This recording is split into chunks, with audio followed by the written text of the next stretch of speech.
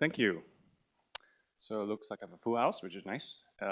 This time, this light is like really in my face, so I get to see no one.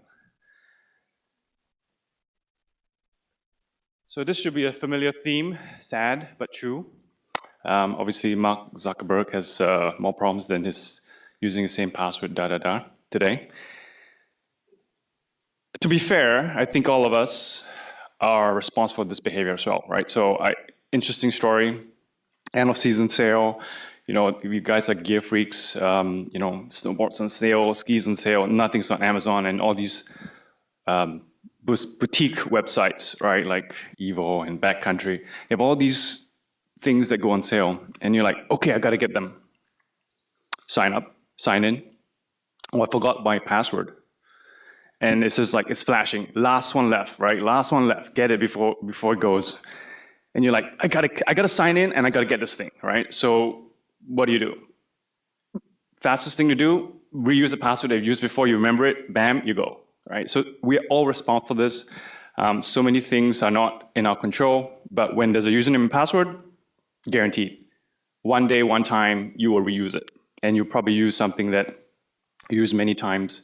If this category is everybody's mind, like, oh, this thing's not so important site, so let's use this one that I kind of remember all the time. So we're all very, very familiar with this. So what is the number one attack today to get credentials, right? Password is just a credential. Phishing is really simple. We all know this. I'll go through a couple of phishing attacks, which is actually quite advanced, that even the best of us will get phished one way or another. But ultimately, you know, users are fatigued. We're all fatigued. They're like, I got to do this because I want to do something. I want to buy something. I want to go somewhere.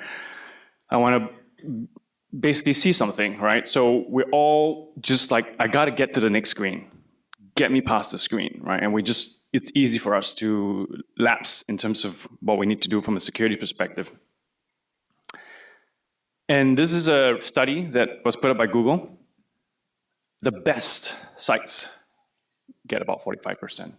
I would argue that there are even, I will show you a couple, I would say it didn't account for some of the newer ones. I would say close to 100%. If you're not in your game, you'll be, 100% of the time, you probably will be phished. And the thing is that even the weak ones, like the obvious ones, the obvious scams, like, this website just looks bad and you put in your username and password, you just know you're going to be phished, still get 3%. Why? People are just fatigued, just want to do it, just move on. But the funny thing is that it's not just getting phished the first time. Like the same thing as the study that they did, you can phish again and again. I mean, 15% fall for the same thing again. Like, this is insane, right? What has the industry done? The industry says, it's like, we'll do better. We'll give you this thing that you got to go type it in again, like this code, right? Either you have your Google Authenticator or you have your SMS coming in. Or you got some fancy app that you've done something. But you're still phishable, right? So let's talk about how these are still able to phish your credentials. We have to do better. So I'll just dive a little bit onto phishing attacks. I think it's kind of gives relevance to what we've seen today. These are real attacks. I'm sure some of you will run out and create your own phishing sites after this, but hopefully not. So this is a email that you get, very traditional sense, you get an attachment. Now this may not make any sense to you, invoice, but imagine you just bought something and you just like, I want to check the invoice. Imagine this can be anything, right? Any attachment. So don't think of it as like just an invoice and attachment. Any legitimate attachment that you have in your inbox can be a malicious one, period. A lapse in judgment will easily force you to click on it. And typically, this is just the start of the, you basically start the journey on being phished. And so what happens now, which is pretty common, right? We all have Gmail accounts, whatever accounts you have, and they ask you to re-authenticate sometimes, and you don't know why, and you just do it. Have you considered why they ask you to re-authenticate? Do you know when? What's the last 30 days that you logged into Google? You probably don't, maybe you do. But this comes up, and you are just going to follow what the screen says. So in this case, you are like, oh, I guess I got to log in again because of something security related or non-security related. And you actually legitimize the process, because if it was a security related thing, it's just like, security vulnerability or breach, go log in again. and you do it, and you notice the last one, which is typically most people recognize, yeah, why would I give you my password or why would I give you my phone number and so on and so forth? But people do type in their phone number. So again, when you legitimately think you've got into the site, you're just going to do whatever the screen says. And if you're a good web developer, this is trivial, right? So obviously, it's not just with Android devices; it's Apple. So this is actually a real app that was developed to pop up to say that you need to log into your iTunes. Again, like this is like, when do I know when to need to log into iTunes? Like it just pops up, and you just put it in and you just move on, right? So these are around. These are not made up applications. In fact, you can find them and you can just type in searching for apps like these, and they will just basically allow you to copy wholesale the code. So break it down a little bit more. This is one of the interesting techniques, which I'm sure people would go try it out later. This is the abuse of the data URI scheme. So you have the data that is loading on the bar as opposed to on the website. And you notice that the first thing that it does is like it tries to trick you with like an actual URL that you're familiar with. In this case, it's a Google URL. So obviously most of you guys are intelligent and you say, it's kind of fishy. But what are users trained to do? Their users are trained to think of two things when they go online. The little lock, right? Sometimes it's green, sometimes it's yellow, sometimes it's whatever. And this URL, does it match what I'm going to go? Google, Facebook, whatever. So you see this thing, you see the lock, you see this, okay, very good. But in this particular scheme, there's a whole bunch of blank spaces, and if you don't really look at the end, it actually loads malicious JavaScript that loads this page. So again, if you're a user, you're not going to notice all these things in the bar. I mean, you just, again, security fatigue. Like users are just fatigued of this stuff. You just want to get to the next page to buy something or to check an email, whatever. This is very common. This is something that it's actually widely being used today still.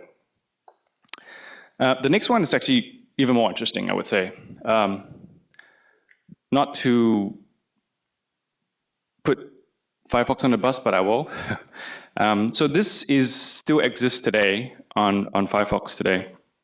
So as you know, there are many different characters all over the world, and that you represent Unicode.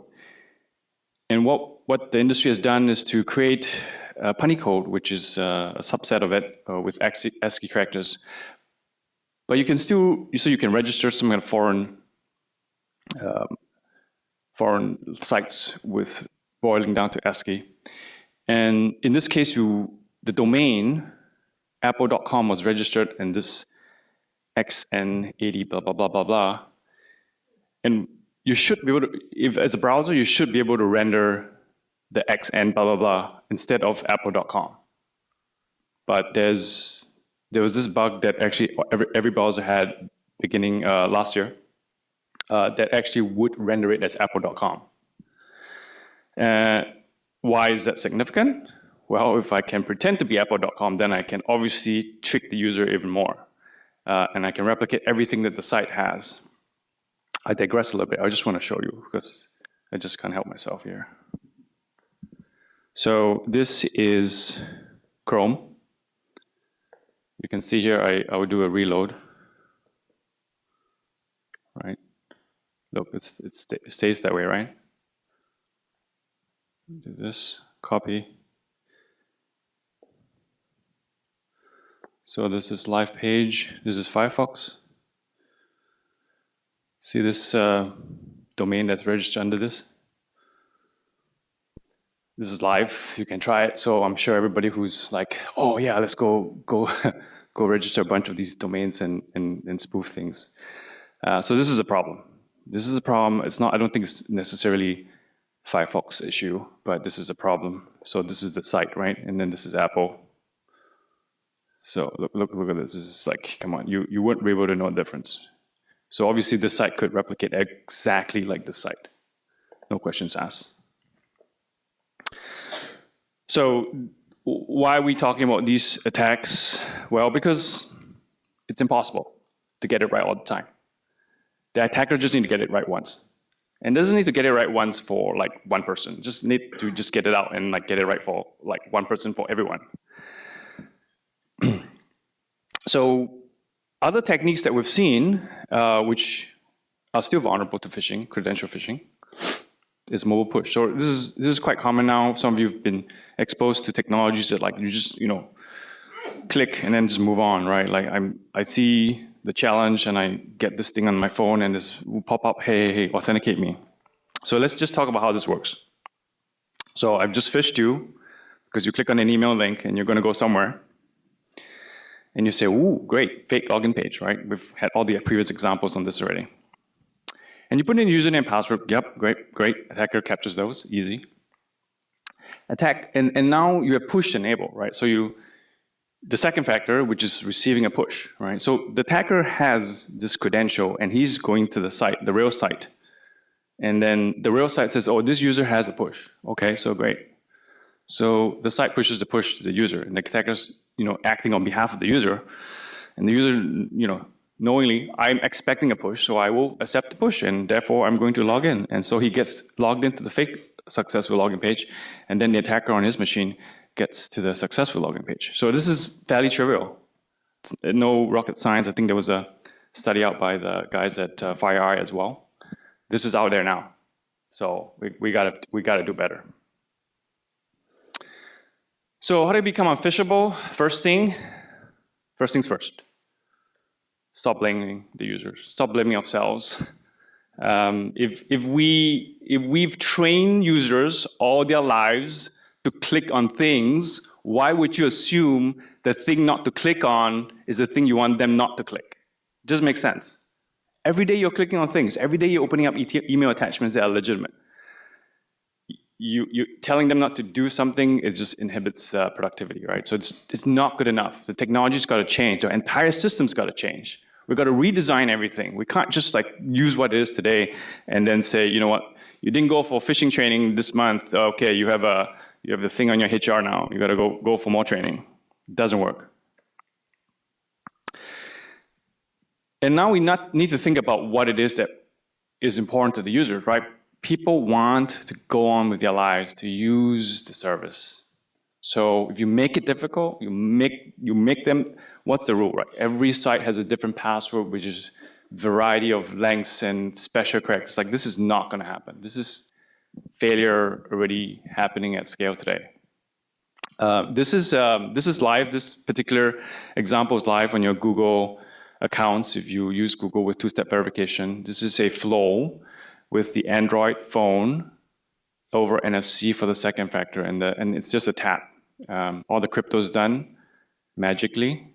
I'll talk about those, and you're in. That's it. It's a very simple single gesture, right? Because that's what people are familiar with. Touch ID, one, whatever, fingerprint, touch, tap, single gesture. So you got to make it simple. If the security is difficult, then you might as well not implement the solution, or we're doomed to have the failures. Next, we've got to make it secure, right? So these are the basics of the protocol. We'll talk a little bit about what this whole entire authentication scheme is all about. This is based on public key crypto, private public keys, origin bound keys. So you have to check that you're actually going to the site. You don't want the user to check. The system has to check it for the user. That's the key difference. User presence, because malware can act on behalf of the user. You actually want a physical person to be test on the other end of the computer. And it has to be supported natively within all the operating systems and browsers that you use. Why? Because if you don't, then you get to this whole extension nightmare or download client nightmare that we've all seen not very successful. Because if you can download a legitimate, authorized, usable, safe application, you can also download a malicious, not so good, unsafe application. And the world needs to think about credential lifecycle, which is like, yeah, if I didn't have a password, what else can I fall back to? So we need to think of multiple ways to back the credential up. So the FIDO U2F standard was created back in October 2018, actually much longer before, but was launched in October 2014. These are the services that are live. So who of you are familiar with the FIDO U2F standard? Some of you? So this has been around for 3 years now. I'm going to talk about the iteration of that. But these services have implemented FIDO U2F, which is I've just described the basics of it, public key crypto with one authenticator being able to authenticate multiple services. And the foundation of this leads to some very interesting things as we evolve the standard. So last week, there was announcements on the FIDO 2 project. And the FIDO Pro project is really the evolution of FIDO U2F. And the FIDO U2F was very centric with the Google systems, which is Android, support on Android, supported on Chrome OS. So it was kind of, I won't say limited, but it was sort of a corner bucket. With this week, there are much more players being announced, or last week, the addition of additional browsers by default enabling FIDO 2, Firefox, and Microsoft namely. And the ecosystem is evolving into more than just second factor, which is also talk about first factor as well as multi-factor, as well as no passwords, and so on and so forth. So I'll talk about that in a second. What is FIDO 2? The specifications split two things up, which is the client to authenticator protocol, which is how the devices or what we call the OS platforms talk to an external authenticator. And then on your computer or your browser, you talk to the services using the web specification. It's a web authentication API, JavaScript APIs. And the key for this particular specification is broader adoption. You want everything that you use today, your Microsoft devices, Windows, Android, Chrome, Firefox, they all have the support, so you don't have to do anything. I think it's important that you recognize that the open is important because you don't necessarily need to go write code extension clients on for your users, which means that you kind of benefit from the work that's done by a lot of great people or great companies to make this all native support in the browser and in the platform. For the next couple of slides, I want to just take you through this journey, a little bit of how the protocol actually helps solve the problems that I laid out so clearly in the beginning of the presentation. So what happens when you use symmetric keys or static credentials? You can just go to a server, get a breach, get all the passwords, just run them through any site you want, right? This is standard credential stuffing, replay attack. The first thing that we actually do in the protocol, and this applies to both FIDO U2F. So FIDO U2F has the foundation of these things, and I'll talk about some of the new things in FIDO 2, but in terms of the baseline protocol, FIDO 2 is really exactly the same.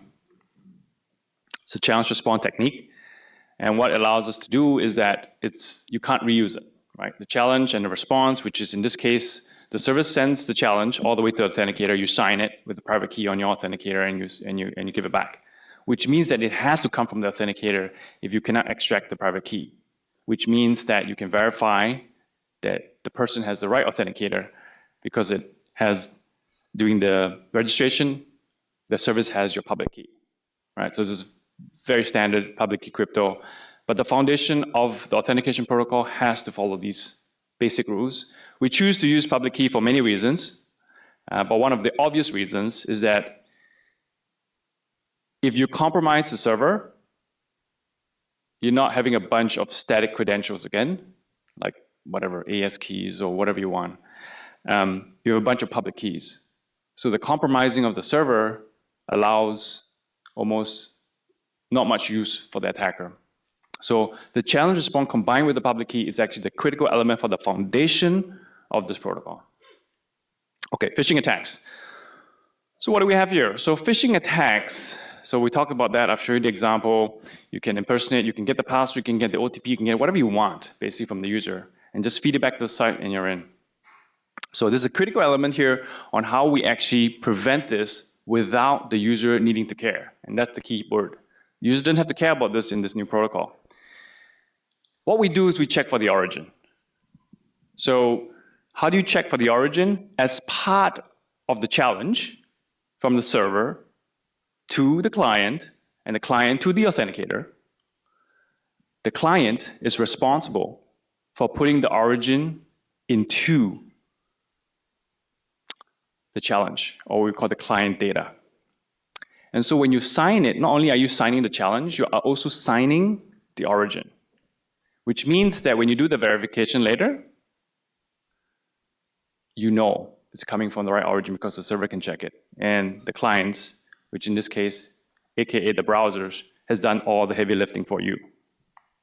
So what you will not be able to do is to reuse the authenticator response, because it was signed in this situation for the bad site and not for the real site, because the origins are different. So when you get the response back, you're like, whoop, check, nope, it's not acme, it's whatever3.com, and it will fail the verification process. And the user doesn't have to care what is loaded on the URL bar. Who cares? Because the browser is going to take care of everything for you, which is the beauty of it, right? You want it to be transparent, you want it to be simple. Users doesn't need to see any of this magic behind the scenes.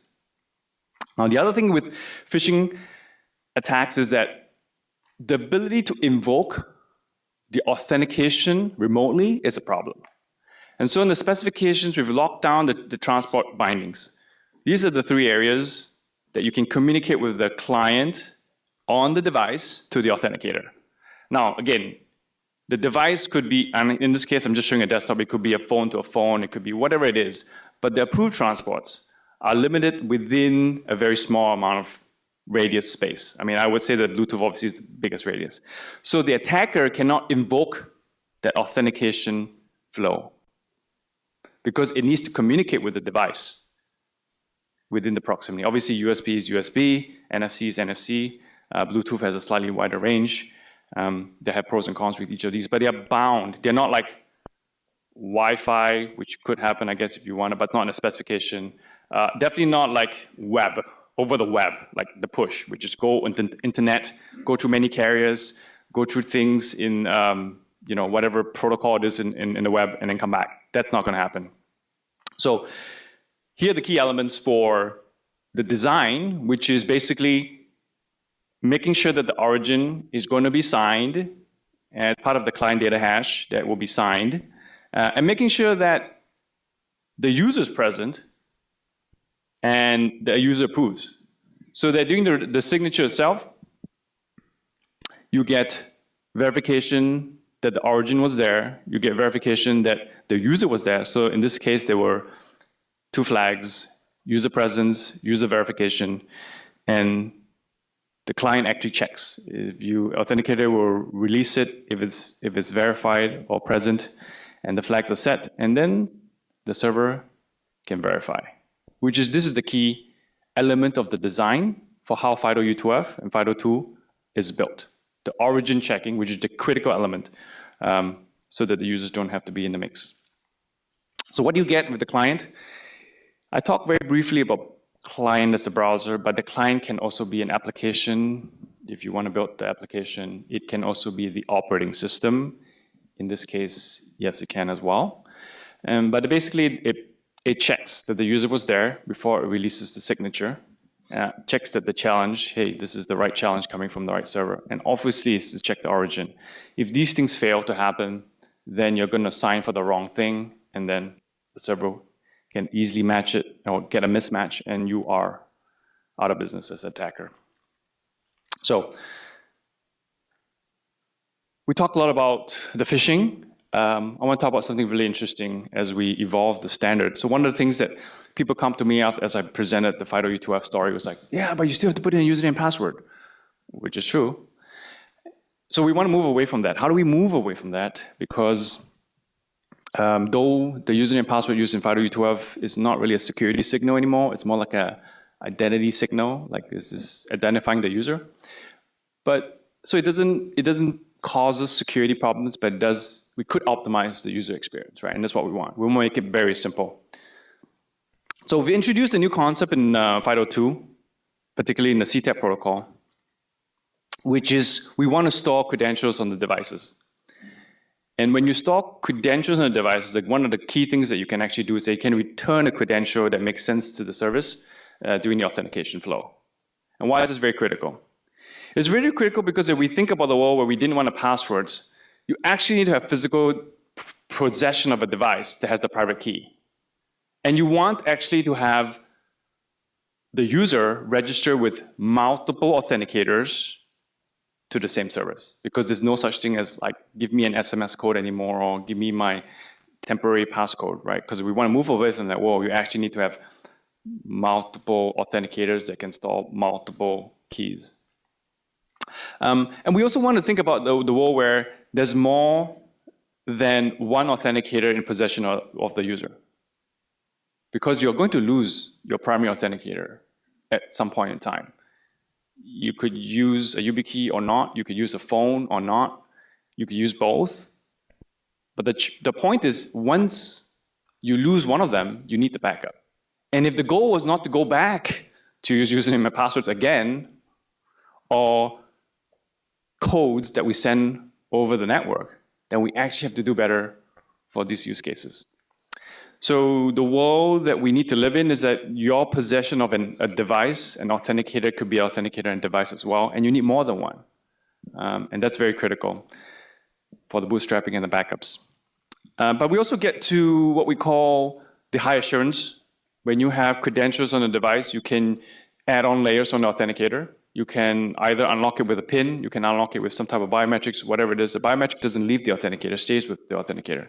And so this concept of resident keys allow the protocol to evolve to solve many, many use cases, both from industry as well as consumer, as well as everything else in between. So how did we do this? So it's actually fairly simple. Like it was long drawn out. We were working on this protocol for the iteration for almost 2 years. And now that you see it here, it's like, this is so simple. Why didn't we think about it? We returned 2 more parameters doing the response. The ID is the credential ID. It's a reference to the credential source that generated the private key, so we know what to how to get the private key back on the authenticator. And we return a user handle, and the user handle has user information that the service can go look up. Why? Because if you didn't have the first factor to be username and password, how do you know what the user is, who the user is? Well, with credential ID as well as the user handle, you can do a lookup quick, and then you say, okay, this user has this public key. I can use this public key to decrypt the signed response. So with these 2 things, we get to no username, no passwords, which is great. I think for those of you who heard of my FIDO U2F story for a while, you guys have been waiting for this. So no claps. This is the foundation for FIDO 2. Here's the current state of where we are. The web authentication standard is hosted by W3C. It's under candidate recommendation, so the specs are very long. I spend many hours reading it to do this presentation. The web authentication is all in full gear with these 3 browsers. Chrome, intent to ship Chrome 67 with web authentication enabled by default. Now it's behind some flags, or I think it's under developer. Firefox is already shipping today with behind flags, so it's live, but in 60 it will be enabled by default. Edge in development, they will announce, there's several set of Microsoft announcements this week. I'm not going to preempt that, but at RSA they're going to announce a couple of different things working with folks like ourselves. The client to authenticate protocol, also the platform vendors are very, very active. Android is heavy in development, so is Chrome OS. Windows is coming soon. I will expect some announcements. I'm not going to preempt the Microsoft stuff, so you guys can go wait until, I think later today they're going to say something. So this is in full gear. And why do we kind of talk about this now? Because if you have a look at the specification, now's the time. Everybody that says that they needed to go whatever, no username, password, or wanted to be multi-factor and so on and so forth. This is the specification that can solve all those use cases, including first factor as well. And these are all going to be live products towards the end of the year. Every major platform vendors, and I think we're missing a fruit company there, but I'm not going to talk about that one. I think the pressure collectively from us here in this room, building applications, will drive that path to a certain direction. Finally, we have a developer program. We're going to have a lot of workshops on this thing. I'm sure everybody has more questions. So how do I make my service make use of the latest protocol? And we are well on the way to provide everyone ability to code, reference servers, implement all the way from your host clients if you want, all the way to your servers and so on and so forth. So please sign up if you want to get even. Also, we have a new key that we're going to be previewing in the developer program, which is cool. And that's it. Any questions from anyone? Yep. How would you sign up for an account in the first place without a username and password? Very good question. There are many different ideas that the services are thinking of right now in this password world. I would say that there could be, in the high assurance case, it's very simple. You need to do ID proofing. In the non-high assurance cases, there are a couple of options. I don't want to go through now. It's really a discussion of life cycle. But it could be a trust on first use, which is like now from this point on, you no longer have username and password type of situation. So there's a lot of that. We're going to cover a lot of those things, a lot of those open design questions as we get feedback from all of you. In other words, no, I'm sorry. So what you're saying is for now, that's not a possibility. You basically still got to use the accounts that you created with username and password. For now, yes. But I would say that all the services that are working with the specifications are starting to migrate. Like I say, if you watch for the announcements from Microsoft, you can see how they're approaching this particular situation pretty quickly this week already. I'm not going to talk on behalf, but there are new ways to sign up users without passwords, and that's what they're building. Yes? Oh, this is always coming back to me with this question. Do I need to buy a new device? Yes, you do have to buy a new device. It's a new capability. It's a new standard that we created. It's a new key. We're out of time. Thank you very much. Appreciate everyone's time. Oh, one last thing. A couple of my colleagues are here. If you don't know what a YubiKey is, or you want to test out the FIDO U2F specification with Gmail, Dropbox, and Salesforce, whatever, find us, and we're happy to give you one. Thank you very much.